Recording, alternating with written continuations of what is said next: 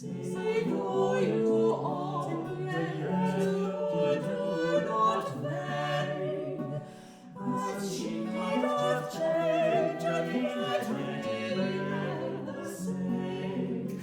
my name's Lucy Gwynn and I am College Librarian at Magdalen College Oxford. I'm Sam Brown. I'm a lutenist and member of Dowland's Foundry and tremendously excited to be here at Magdalen College Library with this rather miraculous thing. Lucy, would you care to introduce this? Of course.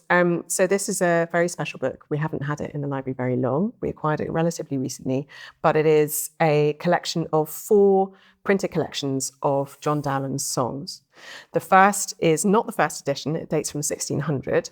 The first edition was in 1597, but it went through several different editions during Dowland's lifetime in its first decade. Which is itself something rather special. Yeah. It was tremendously popular and ran to, did you say 4 reprints? 4 reprints in 13 years, which is a sign of a market that's really keen on this particular product. And what is this product? So it's the books of songs and airs written for lute by John Dowland, and then his very famous lacrimé is the 4th item in the volume. They were printed in London, firstly by a man called Peter Short, he'd been appointed by Thomas Morley, who had the monopoly for printing music at the time. Printing music is quite a complicated business in the 16th century and early 17th century because I'll show you a page, you're working with individual type for individual notes. So every single note and its stave is on a single piece of type. And it creates music where the lines don't quite connect. It's all a little bit clunky. So it's pretty extraordinary to be able to produce something like this anyway. And then the other fantastic thing about this book, the way it works, is known as a table book.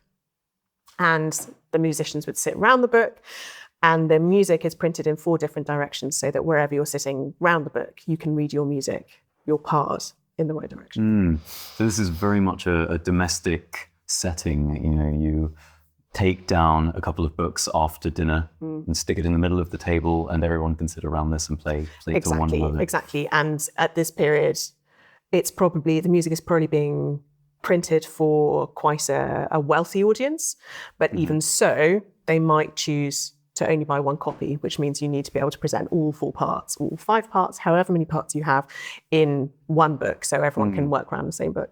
Dowland rather wonderfully, in the preface to this first book, am I allowed to turn these pages? He remarks that it is so made that all the parts together, or either of them severally, may be sung to the lute. And this is rather wonderful from our point of view as performers with Dowland's Foundry, and we like very much to play around with this. What it means is that in Dowland's imagination, it's possible to sing this in any combination of voices. If you are an alto, if you only have, to dinner that day, you have a tenor and a reasonably decent bass and someone who can play a lute, then you'll still be able to make music using this book. And we have a lot of fun playing around with absolutely. that. And it does mean it has a commercial aspect because it's not insisting that you need a certain number of singers, a certain number of musicians. Anyone can find it accessible, which broadens its appeal. So who was accessing this particular book? Well, one of the nicest things about the book, and the reason why Magdalen acquired it, is that it has a contemporary binding. And it's bound, we're not doing this because the binding now is quite old and fragile, but it's bound very loosely so that the book will sit flat on the table so that all of the musicians have an equal chance to see their music. And it's quite a rich binding, so you can see it's got this lovely gold tooling on it. Intricate. And there are just traces of silk ties here, which would have tied the book together and made it look even prettier. And it has the initials here of CS, which we know to be Charles Somerset. And he was an undergraduate at Magdalen. He and his younger brother were part of the Magdalen party that welcomed James I, his wife Anne of Denmark, and his eldest son, Prince Henry, when they came to Oxford. And they were feted with a series of masques and plays and Latin speeches. And the Somersets actually ended up very close to Prince Henry. So that's just at this period, kind of 1600s. And we know that Charles Somerset was a consumer of music. He married very well. He married an extremely wealthy wife as a younger son. Very smart move. And that enabled him. No comment. Well, who are we to judge? But it enabled him to collect music. He'd been on the Grand Tour, so he'd collected a lot of continental music. He'd been to France and Italy after his marriage. I don't know if he took his wife with him, or once he got her money, he left her at home. Went off on an expensive holiday. Exactly. But it meant he was exposed to continental music and was able to buy books there. We have a list of his music library as it was in his father's house in the Strand. And we also know that he had a collection of 12 viols at his father's house, which is, again, that kind of domestic music making, very flexible. You know, if I've got enough musicians to play all 12 viols, that's brilliant. But if not, we can play with 3 of us, and that's also fine. We'll just swap instruments.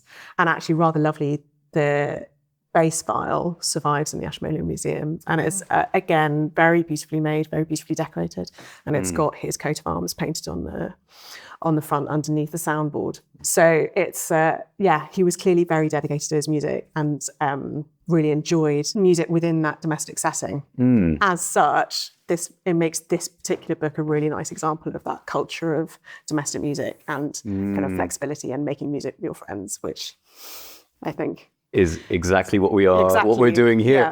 Precisely. So this is a most exciting collection, and it's very nice to know that it was first owned by a music lover such as Mr. Somerset. Yeah. And he would have bought all 4 books of the different sets of lute music separately and then had them deliberately bound together so that he knew that all his Dowland was in one place. Fabulous. Well, from this one place, we are very excited to be singing a few numbers, and we've chosen to do one song from each of the 3 songbooks. We didn't bring our viols with us today, but next time, maybe another time. So we've chosen to play one of the sort of emblematic numbers from each of the books, and from book 1, we've picked out number 3. My thoughts are winged with hopes. Now, we know that Dowland was very concerned with getting a job at court. That was his sort of lifelong ambition for the court of Queen Elizabeth. He was constantly sort of chafed by the fact that he was never appointed to a role at court. Of course, it was the most sort of the highest position of social standing that you could achieve as a musician in Elizabethan England, and he knew he was good. But so it was with a constant sort of discontent. But we know that he wrote music that had very specific courtly contexts. So Elizabeth never tolerated open dissent from her courtiers, but she did tolerate the use of a number of courtly pastimes as an arena for voicing dissent. So a very popular form of making a plea to the Queen was to do so through song or through poetry.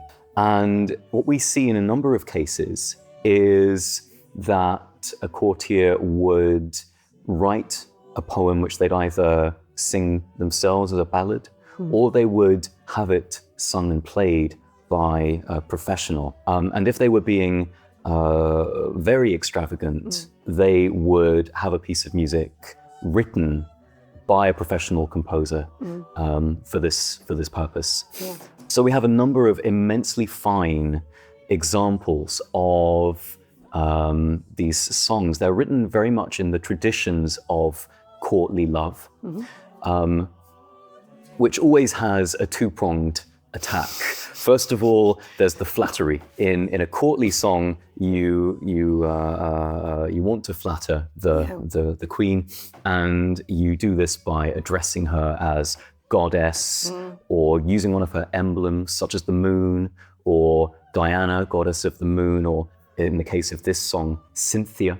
And you flatter the Queen into this position that she is this tremendously preeminent personality. And then comes the other prong of the attack, which is the complaint. This takes the form of the traditional lover's complaint, that I'm giving you all of this duty and care and love, and you're failing to respond to it properly. And of course, in a love song setting, this is quite innocuous, but in this politicized setting, that it has a very real sting in the tail. It was a very real threat to the Queen. Duty was supposed to be matched. It was supposed to be responded in kind, or responded to in kind.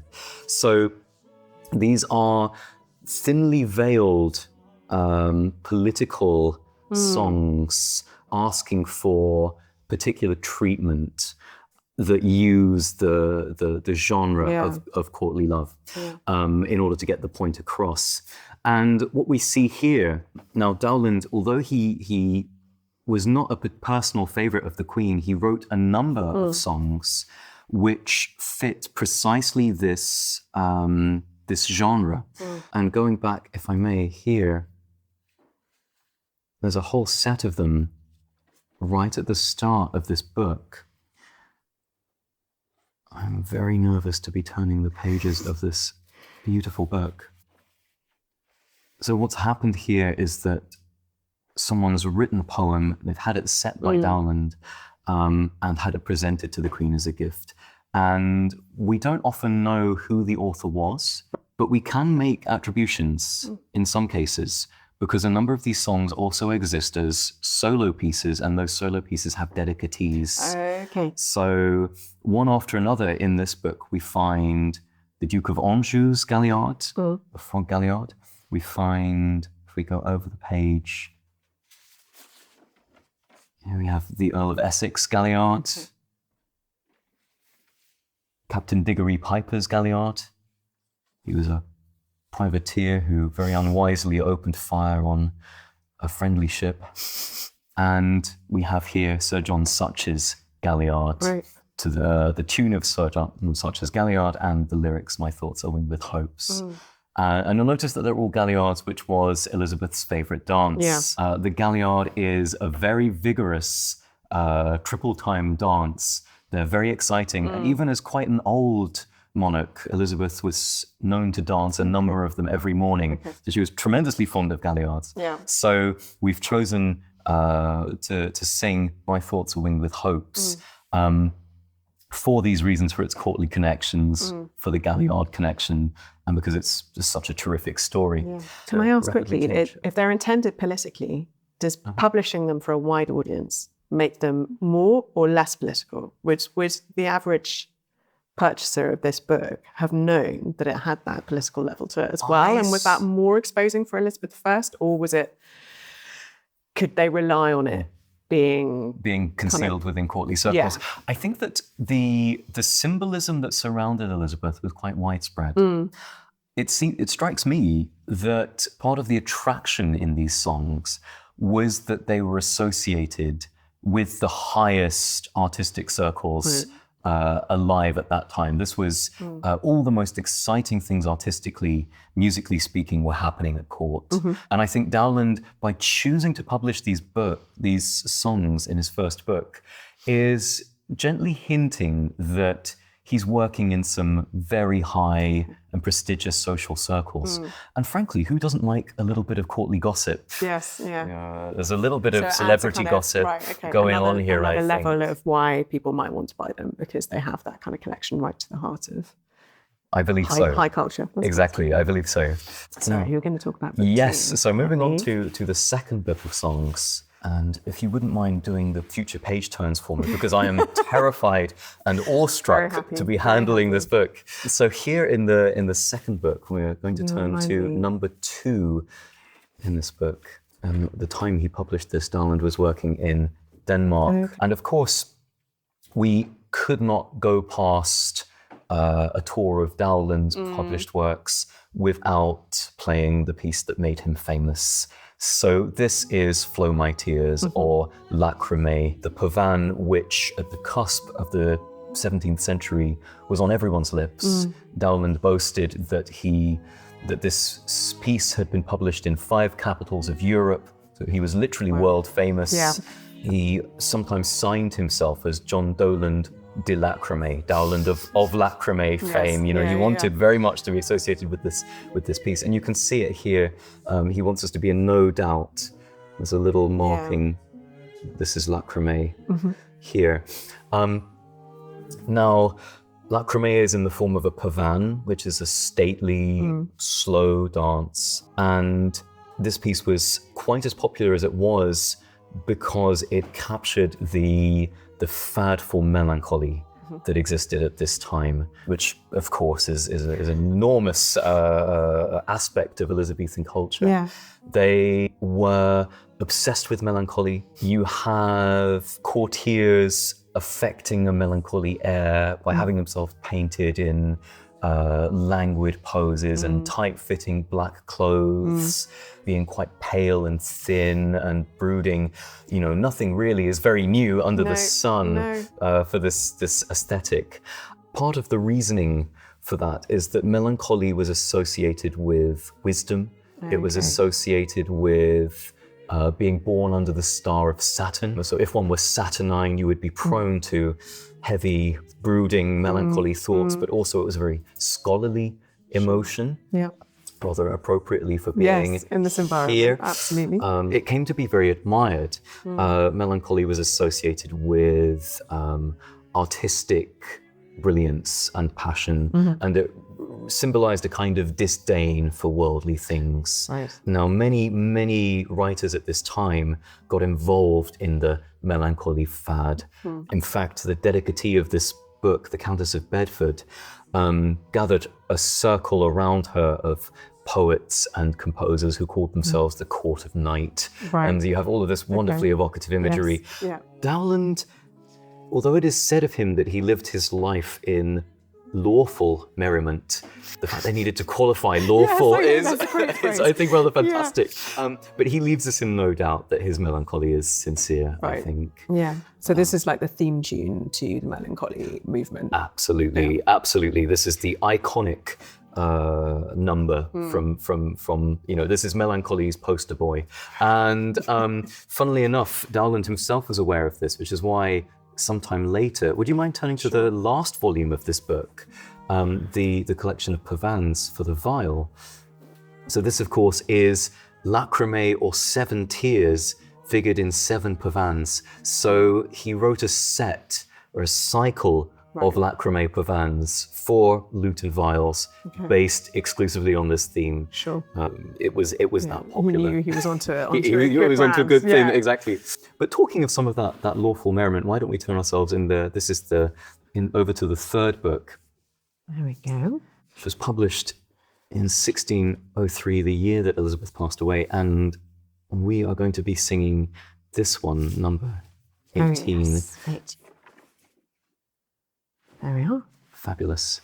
Now, this is another song with very much courtly and political allusions, but we chose it because we just love it. It is such fun. It was a time when silly bees could speak, and in that time I was a silly bee who fed on time until my heart can break. So there's some very witty wordplay here going on. Bees love time, the herb. So this song uses the political allegory of the hive to mimic life at court. Oh, okay. Yeah. Of course, that was a very important allusion. And rather wonderfully, at the very end of the song, our character, who imagines himself as a bee, is complaining that the time doesn't favor him, and goes to complain to the king of bees. Oh, okay. The Elizabethans believed that bees had a king. Obviously. Exactly. Yeah. One of the most wonderful things about beekeeping and about the hive is that people read into it whatever sort of politics they want to read. At this time, there were writers who even believed that they could see layers of monarchy in a hive, that there were bee generals and bee courtiers and bee peasants, Right. and of course a king bee at the top of it all. Yeah. They hadn't known that bees had a queen, but if they did, it would have been perfect, because Yes. Elizabeth was very much queen bee. Fantastic. Oh, I just, looking at the way it's presented and how clear it is for the different singers, it's really lovely. And so this voice is the soprano, is that right? That's correct, yes. And then you have the lute part. Is that right? Underneath? Exactly. The lute part's written in tablature here. Yeah. The other three voices are crowding themselves around And of course, here. you have to fit the entire piece onto one opening, because if somebody needs to turn the page for the rest of the music, then everyone else is in trouble. Yes, so it's exactly. Really, it's such a skillful, like, technical achievement to be able to do this. And is this the first book that's produced like this in this format, or has Dowland kind of seen a type of printing music that works and gone, actually, we could do that with my music? Do you know, I don't honestly know the answer to that. Is this the first printed lute-song book? I'm not totally sure, but he certainly popularized this table music genre, and it's this book that really made lute-song as a domestic genre quite as popular as it was. And over the next 20 years, 30 years, we see so many people publishing in that genre because it was so popular. Thomas Morley, in fact, to case in point, as you mentioned earlier, Morley owns the patent on the monopoly. The monopoly, exactly, on printing. And he went so far as to write a book of lute songs to capitalize on this, which is all the more remarkable because he didn't play the lute.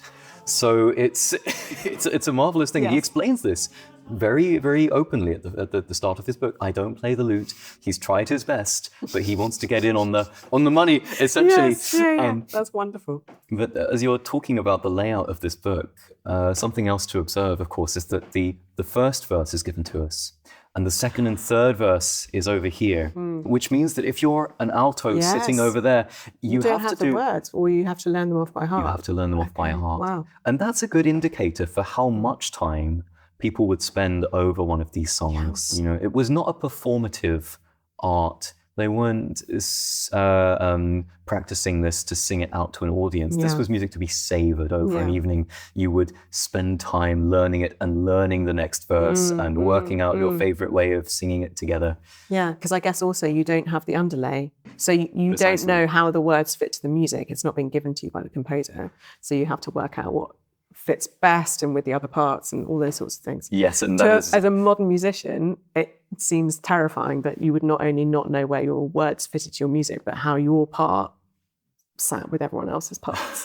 That is a source of continuous debate among us at Dowland's Foundry, and how to fit an underlay and a text. But I suppose that means every time you come to it, you might kind of change your minds and go, actually, this is, we might try it this way instead, or so it becomes a kind of collaborative process of interpretation. There's a lot of, I was about to say acrimonious debate there, friendly collaboration about fitting the texts to this. Although, again, we think that that's rather appropriate for this genre, because what is so nice about it, about having everybody around the table and singing to one another, is that the music takes on the aesthetics of something more like a family debate or a family argument.